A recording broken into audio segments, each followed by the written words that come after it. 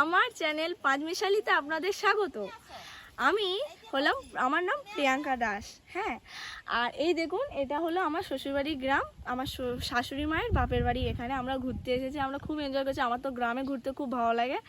আমি শহরের মেয়ে হলে কি হবে, আমি আসামের মেয়ে, আমার বাবা আসামে, কিন্তু ওখানে তো গ্রাম বলতে সেই ছোট্টবেলায় গেছিলাম 5 বছর বয়সে। পুরো পাহাড়, আমার তো একদম ভালো লাগেনি, কিন্তু মাটিতে হেঁটে যেই আনন্দ আমাদের, আর পাহাড়ে হাঁটার আনন্দ সেটা সবাই জানো। শুশুনিয়া পাহাড়ে যারা গেছো, আমিও গেছি শুশুনিয়া পাহাড়ে।